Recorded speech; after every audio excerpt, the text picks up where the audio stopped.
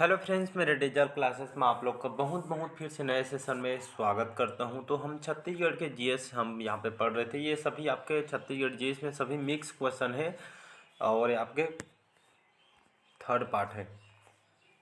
Part 3 बाकी 2 part upload हो चुकी है। कंप्लीट आपको छत्तीसगढ़ जीएस पढ़ना चाहते हैं तो नाइट में जो क्लास सेशन चल रही है अभी छत्तीसगढ़ के आर्ट एंड कल्चर, छत्तीसगढ़ की कला और संस्कृति के बारे में पढ़ा रहा हूँ। लगभग 6 पार्ट यहाँ पे अपलोड हो चुकी है। सेशन लंबा चलने वाला, छत्तीसगढ़ की कला और संस्कृति जो सेशन है लंबा चलने वाले हैं, जिसमें आपको डिटेल से पढ़ने को मिलेगा। साथ ही साथ यहाँ पे छत्तीसगढ़ में आप पीएससी 2024 प्री के लिए तैयारी कर रहे हैं, चाहे व्यापम के कोई भी एग्जाम हो, मतलब सभी एग्जाम के लिए इम्पोर्टेंट है।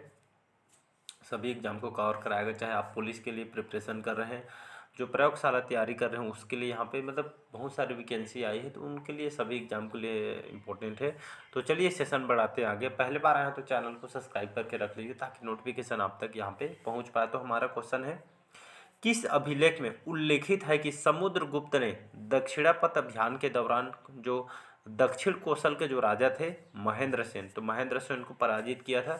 तो यहाँ पे कौन सा अभिलेख में बताया गया है? तो प्रयाग प्रशस्ति, गया अभिलेख में, किरारी काष्ठ अभिलेख में, यहाँ पे नालंदा अभिलेख में। तो इसका जो करेक्ट आंसर हो जाएगा यहाँ पे जो प्रयाग प्रशस्ति है इसी अभिलेख में बताया गया है। तो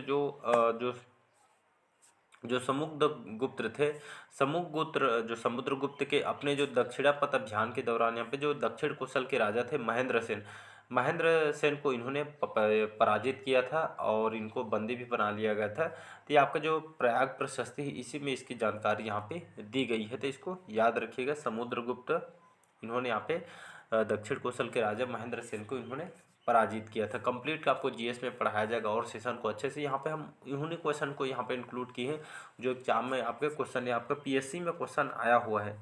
तो आपके एक तरह के एक क्वेश्चन में बहुत सारी डिटेल बताएंगे तो क्वेश्चन हम ज़्यादा नहीं कर पाएंगे, इसलिए मतलब जो इम्पोर्टेंट वही यहाँ पे डिस्कस किया जाता है। बाकी छत्तीसगढ़ के जीएस कंप्लीट में आपको पूरा जितना हो सके वहाँ पे डिटेल बताने की मैं कोशिश करता हूँ। तो इसका ए ऑप्शन करेक्ट आंसर हो जाएगा। नेक्स्ट क्वेश्चन देखते हैं। अगला क्वेश्चन देखते हैं, छत्तीसगढ़ के ताला गांव में स्थित देवरानी जेठानी निम्नलिखित में से किस काल का है? मौर्य काल का, सातवाहन काल, गुप्त काल या छिन्नक नागवंश के काल का है? तो इसका जो करेक्ट आंसर हो जाएगा तो ये आपका जो ताला गांव में आपका स्थित देवरानी जेठानी जो मंदिर है आपका किस काल को प्रदर्शित करती है? तो आपका गुप्त काल में आपका बना हुआ था। तो आपका तो ताला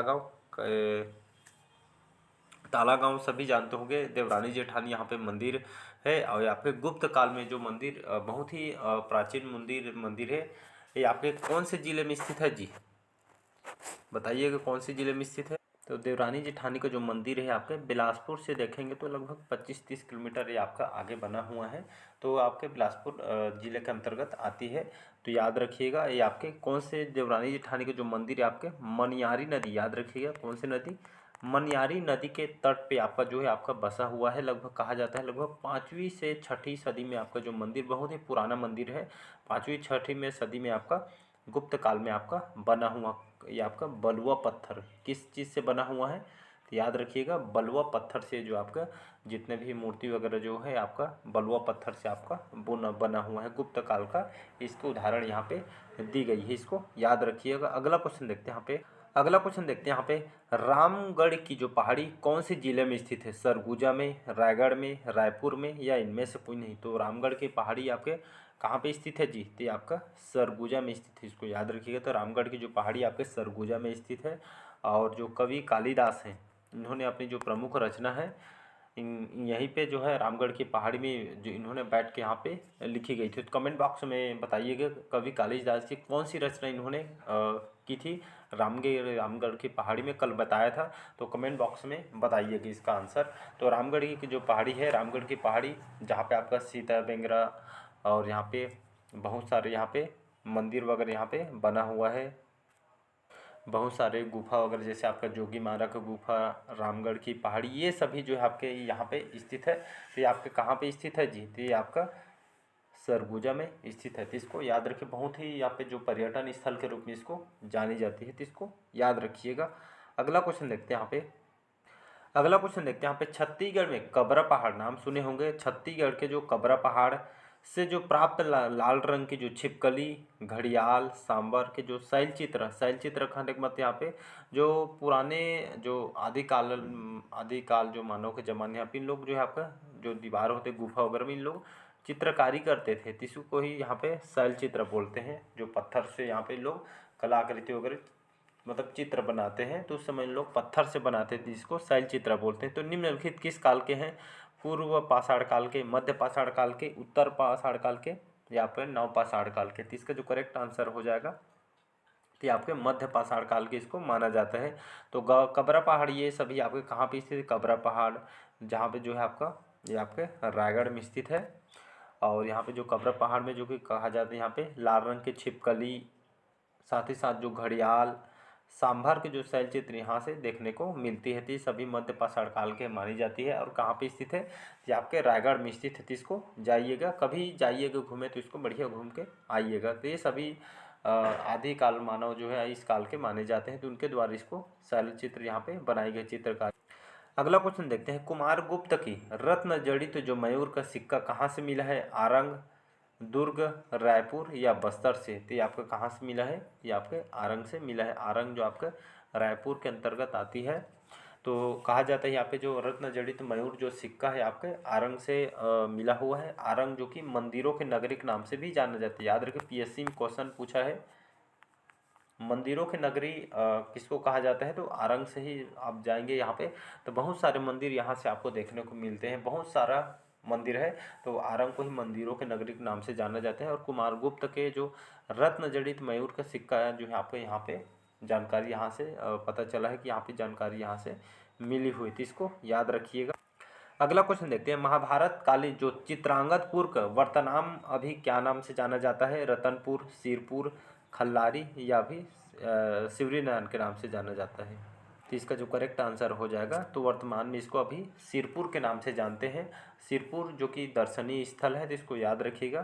तो और जो सिरपुर में तो महाभारत कालीन जो चित्रांगदपुर का वर्तमान सिरपुर है, और सिरपुर ये आपका महासमुंद के अंतर्गत ये आपके आती है। मतलब ये आपके लगभग लगा हुआ है, यही तहसील में महासमुंद तहसील के अंतर्गत आती है सिरपुर। और एक बहुत ही धार्मिक जगह है, प्राचीन धार्मिक स्थल के नाम से इसको जाना जाता है। कौन से नदी के किनारे बसा हुआ है? तो इसको याद रखिएगा, महानदी। महानदी के किनारे आपका सिरपुर जो है आपका बसा हुआ है, इसको याद रखिए, धार्मिक स्थल है। अगला क्वेश्चन देखते हैं यहाँ पे।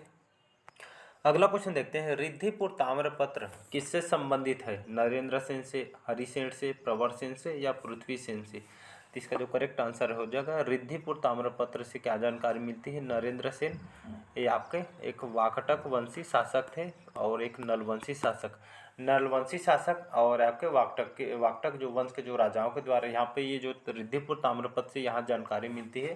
तो इसमें जो दोनों वंशों के बीच यहाँ पे लड़ाई हुई थी, और ये आपका जो रिद्धिपुर ताम्रपत्र वाकटक और नलवंशी जो यहाँ पे दोनों के बीच यहाँ पे युद्ध ऐसा करके जानकारी ये आपका किससे संबंधित है? नरेंद्र सेन से संबंधित है। तो ये आपका जानकारी वाकटक वंश और नल वंश दोनों के यहाँ पे बीच युद्ध हुआ था राजपाट को लेकर, तो इसकी जानकारी रिद्धिपुर ताम्रपत्र यहाँ पे बताई गई है। तो मतलब खास करके युद्ध के बारे में इसमें बताई गई है। अगला क्वेश्चन है ये भी आपका पीएससी में प्री में क्वेश्चन आया हुआ है। तो सभी जो एक क्वेश्चन बताया जा रहा है सभी इंपॉर्टेंट क्वेश्चन, ऐसा नहीं है कहीं से भी क्वेश्चन उठा के नहीं पूछता हूँ, सभी जो कि इम्पोर्टेंट क्वेश्चन है। सरदार वल्लभ भाई पटेल शक्कर जो सहकारी शक्कर खाना कहाँ पे स्थित है? बेसेसर में, करका भाठा में, रामहेपुर में या आपके करता में? तो इसका जो करेक्ट आंसर हो गया आपका बिसेसरा है ना, बिसेसर है, तो ये आपको इसको बिसेसरा बोला जाता है। तो सरदार वल्लभ भाई पटेल जो आपका सहकारी शक्कर खाना है, और 2016-17 से इसको मतलब 16 में ये तैयार किया गया था और 17 में आपका संचालन स्टार्ट हो गया था शक्कर बनना। तो सरदार वल्लभ भाई पटेल जो सहकारी शक्कर खाना कहाँ पे है? बिसेसरा, ये आपका बिसेसरा कवर्धा, याद रखिएगा। कवर्धा जो जिला है उसके अंतर्गत ये गांव आती है। तो यहाँ पे जो है सरदार वल्लभ भाई पटेल शक्कर खाना सहकारी जो शक्कर खाना यहाँ पे स्थित है, और 2017 से इसे आपका काम करना स्टार्ट किया था। 16 में स्थापना किया था और काम करना 17 में स्टार्ट किया गया था। तो इसको याद रखिएगा, इंपॉर्टेंट क्वेश्चन है ये भी आपका। तो डायरेक्ट एग्जाम में ऐसा भी क्वेश्चन पूछ सकता है कि सरदार वल्लभ भाई पटेल कौन से जिले में स्थित है। तो याद रखिएगा यहाँ पे विशेषरा है तो विशेषरा लगाइए, गांव में बसा हुआ है, और कवर्धा है तो कवर्धा आपको लगाना है, तो इसको याद रखिएगा। अगला क्वेश्चन देखते हैं यहाँ पे। अगला क्वेश्चन देखते हैं, छत्तीसगढ़ में ब्रॉड गेज रेल सेवा कब से प्रारंभ किया गया है? 20 फरवरी 1884 को, 27 फरवरी 1888 को, या 27 नवंबर 1888 को, या 27 नवंबर 1988 को। तो इसका जो करेक्ट आंसर हो जाएगा 27 नवंबर सन 1888 में, 27 नवंबर सन 1888 में छत्तीसगढ़ में ब्रॉड गेज रेल सेवा का प्रारंभ किया गया। तो डेट को याद रखिएगा। यहाँ पे ब्रॉड गेज रेल सेवा क्या है? तो यह एक तरह का आपका रेल ट्रैक है, याद रखें क्या है, रेल ट्रैक है। और ये आपका मतलब कहने का मतलब जब दो पटरियों को जो बीच की जो दूरी है उसको ब्रॉड गेज बोलते हैं। तो इसकी लगभग जो ट्रैक होता है ये आपका 1.7676 ये आपका बीच की दूरी है। तो ट्रैक मतलब दो ट्रैक के बीच की जो दूरी है इसके चौड़ाई है, जो मतलब यहाँ पे देख सकते ट्रैक या बीच की जो चौड़ाई कितनी होती है, तो 1.676 आपके या मीटर ये आपका चौड़ाई होती है। यानी कि आपका दो पटरियों के जो बीच की दूरी इसको यहाँ पे ब्रॉड गेज बोला जाता है। तो इसको याद रखिएगा। ये आपके रेलवे में क्वेश्चन पूछा है कि जो ब्रॉड गेज जो होता है इसके बीच की दूरी चौड़ाई कितनी होती है, तो इसको याद रखिए। आपके रेलवे का फेवरेट क्वेश्चन है, तो इसको कहीं से भी क्वेश्चन साइंस में उठा सकती है। तो 1.676 या बीच की दूरी मीटर होती है, तो इसको याद रखिएगा। तो ये आपका 27 नवंबर सन 1888 में इसको सेवा को छत्तीसगढ़ में स्टार्ट किया गया है। अगला क्वेश्चन देखते हैं यहाँ पे। अगला क्वेश्चन देखते हैं यहाँ पे, विश्व की प्राचीनतम नाट्यशाला सीता बेंगरा कहाँ पे स्थित है? चितवा डोंगरी में, रामगढ़ में, सामरी पाठ में, या इनमें से कोई नहीं। तो इसका जो करेक्ट आंसर हो जाएगा तो आपके रामगढ़ में आपका बना हुआ है, तो इसको याद रखिएगा। तो सीता बेंगरा जो है आपके कहाँ पे स्थित है? तो आपके सरगुजा के रामगढ़ में स्थित है, जो कि विश्व की जो प्राचीनतम नाट्यशाला इसको कहा जाता है सीता बेंगरा। इसको याद रखिए। सरगुजा के रामगढ़ में आपका स्थित है। चितवा डोंगरी कहाँ पे है? तो ये आपके रायगढ़ में स्थित है। सामरी पाट ये सभी जो है आपका ये हमारे छत्तीसगढ़ में स्थित है, तो इसको याद रखिएगा। अगला क्वेश्चन देखते हैं यहाँ पे, अरण्यक गुफा कहाँ पे स्थित है? कोसमझोड़ी पहाड़ी में, मंगलपुर पहाड़ी में, कुपनसर पहाड़ी में, या आपका अरनपुर पहाड़ी में। तो अरण्यक जो गुफा है आपके कहाँ पे स्थित है? मंगलपुर के पहाड़ी में स्थित है। मंगलपुर के पहाड़ी ये कहाँ पे स्थित है? ये आपके बस्तर के अंतर्गत आती है, याद रखिएगा। ऑप्शन में बस्तर रहेगा तो बस्तर लगे, बस्तर के तोकपाल जगह, तो बस्तर के तोकपाल जो है इस तहसील के अंतर्गत आती है। मंगलपुर के पहाड़ी एक अरण्यक गुफा है। अरण्यक जो गुफा है इसकी खोज है 1991 में इसकी खोज की थी। बस्तर के जो समिति के द्वारा इसकी खोज की गई थी। और लगभग ये जो गुफा है 179 जो है आपका फीट इसकी लंबाई है। और कहा जाता है यहाँ पे जो गुफा में अंदर जाएंगे तो लटका हुआ स्टैलेग्माइट जो चूना का जो है आपका यहाँ पे अंदर जो गुफा में जाएंगे तो यहाँ पे चूने वगैरह का ये बना हुआ यहाँ पे लटका हुआ यहाँ पे जो गुफा में देखने को मिलेगा। तो इसको याद रखिएगा। तो मंगलपुर की पहाड़ी आपके बस्तर संभाग के अंतर्गत आती है, अररिया गुफा है। अगला क्वेश्चन है, इंपॉर्टेंट क्वेश्चन है, सरगुजा जिले की जीवन रेखा किस नदी को मानी जाती है? रेणुका नदी, कन्हार नदी, गोपद नदी, या आपका बरनई नदी। तो इसका जो करेक्ट आंसर हो जाएगा रेणुका नदी। और इसको रिहन नदी के नाम से भी इसको जाना जाता है, इसको रिहन नदी याद रखिएगा। तो रेणुका नदी, रिहन नदी, ऑप्शन में रिहन नदी है तभी आपको रिहन नदी लगाना है, रेणुका नदी लगाना है। रेणुका चाहे रिहन नदी दोनों में से कोई भी ऑप्शन रहेगा तो दोनों यहाँ पे लगा सकते हैं। यहाँ पे दोनों में से एक ऑप्शन तो रहेगा ही। रिहन नदी है तो रिहन लगाइए, रेणुका है तो रेणुका लगाइएगा। तो ये आपका जो रेणुका जो नदी है आपके बलरामपुर जिले से आपका जो बहते हुए आपके सोन नदी में आपका मिल जाती है। और रिहन नदी जो रेणुका नदी इसको ही रिहन नदी बोलते हैं। इसकी जो कुल लंबाई है 145 किलोमीटर की इसकी लंबाई है। तो इसी जो नदी है तो सरगुजा जिले की जीवन रेखा इसको मानी जाती है। तो इसको याद रखिए, ए ऑप्शन यहाँ पे करेक्ट आंसर हो जाएगा। अगला क्वेश्चन देखते हैं यहाँ पे।